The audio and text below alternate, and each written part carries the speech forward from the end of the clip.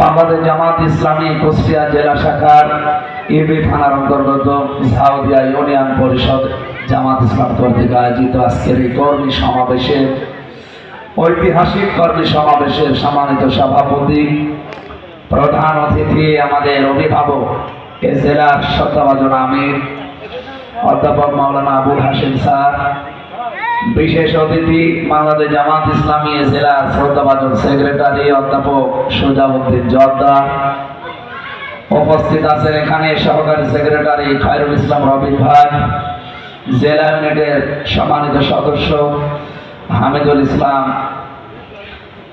এবং জেলা ইউনিটের সম্মানিত সদস্য আশরাফুল আলম বাবলু চাচা, এ থানার সম্মানিত আমির জনাব রফিকুল ইসলাম। আপনাদের মনে হয় পাশের ইউনিয়নে বাংলাদেশ জামাত ইসলামী থেকে, ওটা কোন ইউনিয়ন জানেন? দুর্গাপুর ইউনিয়ন। জামাত ইসলামী বাংলাদেশ থেকে উনি চেয়ারম্যান নমিনি। আল্লাহ রাব্বুল আলামিন তাকে সফলতা দান করেন। আমি আগে যে দুজনের নাম বললাম, অধ্যাপক সুজাউদ্দিন জর্দার, আপনারা অনেকে জানেন অনেকে জানেন না, এই জন্য পরিচয় করিয়ে দিলাম। বাংলাদেশ জামাত ইসলামী থেকে আমাদের এই সদর উপজেলার যে চেয়ারম্যান নমিনি আমাদের সেক্রেটারি এবং ভাইস চেয়ারম্যান নমিনি আমাদের সহকারী সেক্রেটারি খায়রুল ইসলাম রবিন ভাই, তাদের দুইজনকে আল্লাহ সফলতা যেন দান করে জনগণের খেদমতের জন্য। মঞ্চে বসা আছেন জেলা এবং থানা এবং ইউনিয়নের নেতৃবৃন্দ, সামনে বসা আমার প্রাণ প্রিয় এলাকা, আমার নিজের থানা, এটা ইবি থানা, ঝাউদিয়া ইউনিয়নের সর্বস্তরের তাওহীদি জনতা এবং অন্যান্য ধর্মের যারা আছে তাদেরকেও ওয়েলকাম, শুভেচ্ছা, স্বাগতম জানাচ্ছি। সম্মানিত উপস্থিতি, আপনারা কর্মী সমাবেশে এসেছে। আমার মনে হয় ঘন্টা দেড়েক কথা শুনছি বিভিন্ন আলোচকের কাছ থেকে। আমরা যেটা বলতে চাচ্ছি, বাংলাদেশ জামাত ইসলামের এই কর্মী সমাবেশ, সতী সমাবেশ এবং উঠান বৈঠক বিভিন্ন রকমের আয়োজনের মাধ্যমে এই 54 বছরে আমাদেরকে জনগণের কাছে আসতে দেওয়া হয়, এজন্য একটা ভুল ধারণা আমাদের প্রতি মানুষের ছিল। সেই ধারণা আমরা এই দেশ থেকে এবার দূর করতে চাই। আপনারা এগিয়ে আসবেন না আমাদের সাথে ইনশাআল্লাহ? ওয়াকাযালিকা জাআলনা লিকুল্লি নাবিয়্যিন আদওয়াম মিনাল মুজরিমিন। আল্লাহর কোরআনে সূরা ফুরকানে 31 নম্বর আয়াতে ঘোষণা দিয়েছেন, যুগে যুগে আমি প্রত্যেক নবীর শত্রু বানিয়েছিলাম পাপিষ্ঠ যারা, গুনাহগার যারা, তাদেরকে। আমরা এটা দেখতে পেয়েছি আজ 54 বছর ধরে। এই দেশে এখন নবী নেই, রাসূল নেই পৃথিবীতে, কিন্তু তাদের উত্তরাধিকারী আছে, নায়েবে রাসূল আছে এবং দ্বীনের কর্মী যারা আছে তাদের প্রকাশ্য অপ্রকাশ্য শত্রু এখন এদেশের মুজরিম, পাপিষ্ঠ, গুনাহগার যারা, তারা এখন আবির্ভূত হয়েছে নতুন করে। বিশেষ করে গরমজাতে বেশি একটা মিথ্যাচার এই কয়েকদিন শুরু হয়েছে। আমরা নাকি জান্নাতের বিনিময়ে ভোট কিনতে চাই। বলেন তো, বাংলাদেশ জামাত ইসলামী আজ পর্যন্ত কাউকে বলেছে যে আমার ভোট দিয়ে আপনাকে আমি জান্নাত দিয়ে দিলাম? না। জান্নাত কি আমার না আমার বাবা? কোন কারণে এই মিথ্যা তহমত আমাদের উপরে লাগিয়েছে? আমরা জান্নাতের পথ দেখাতে পারি, জান্নাতে নিয়ে যাব এই কথা বলতে পারে শুধুমাত্র মুহাম্মদুর রাসূলুল্লাহ। উনি যেদিন বদরের ময়দানে যাচ্ছিলেন ওই দিন ঘোষণা দিয়েছিলেন যে আমি জান্নাতে যাচ্ছি, যে যেতে চাও আমার পেছনে আসো। তাছাড়া পৃথিবীর কেউ এই কথা বলতে পারবে যে আমি জান্নাতে যাচ্ছি আমার সাথে আসো? কারণ কে জান্নাতে যাবে কে জাহান্নামে যাবে এটা এখনো কিয়ামতের আগে ফাইনাল বলা সম্ভব। সুতরাং যারা মিথ্যাচার করছে, কেন আরম্ভ করেছেন আমরা জানি। সেক্রেটারি বলছিলেন না, এই বাংলাদেশে এখন যে ধস নেমেছে, বিশেষ করে বাংলাদেশের সবচাইতে বড় বড় বিশ্ববিদ্যালয় যেগুলো ঢাকা, জাহাঙ্গীরনগর, রাজশাহী, চট্টগ্রাম, এই বাংলাদেশের যতগুলো বিশ্ববিদ্যালয় আছে সবচাইতে বড় হচ্ছে 4টা। অথচ আল্লাহ এমন একটা বিজয় দিয়েছে, আমার মনে হয় তামাম পৃথিবীর মানুষের টনক নড়ে গেছে। এই জন্য দেখছেন না দলে দলে পালে পালে মানুষ আসতেছে আজ ইসলামে।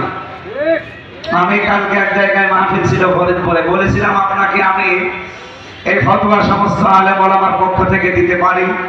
জামাত ইসলামী বাংলাদেশে ভোট দেওয়া লাগবে এই কথা আমি বলি না, কিন্তু ইসলামে ভোট দেওয়া লাগবে। আপনার কাছে যদি মনে হয় যে কয়জনে কুষ্টিয়াতে নির্বাচনে এসেছে যার দ্বারা ইসলামের কাজ হবে বেশি, মানবতার কাজ হবে বেশি, আমার মনে হয় আপনার ইমানের দাবি অনুযায়ী তাকে আপনি ভোট দিতে বাধ্য। ইসলামে ভোট না দিয়ে অন্য কোনো জায়গায় যদি কেউ ভোট দেয় তার ইমান থাকার কথা না। আমরা কি ইসলামের বাইরে অন্য কোনো কিছু নিয়ে এসেছি যে আমাদেরকে আপনারা ভোট দেন? সুতরাং এত বড় স্পষ্ট কথা বলার পরেও যারা এই কথাগুলো এখন নতুন করে ছড়াচ্ছেন আপনাদের দুর্বিসন্ধে কিন্তু জাতি বুঝে ফেলেছে। আর আমি জানি আমার বাংলাদেশের যত থানা আছে সবচাইতে আমার কাছে প্রিয়, যেহেতু আমার এই মাতৃভূমি এবি থানা, আমার নিজের জন্মস্থান এটা। আপনাদের কাছে যদি এত বাস করা লাগে বাইরের জেলা থানায় আমি করবো কি? আমি সারা দেশের মানুষের ঘর চেয়ে বেড়াই, আমার ঘরে যদি খড় না থাকে। সুতরাং আশা করব আমি এবি থানাতে অন্তত যেন বলা না লাগে আপনাদের কারো সন্তান, কারো নাতি, কারো ভাই, এ সমস্ত পরিচয় আপনার আছে।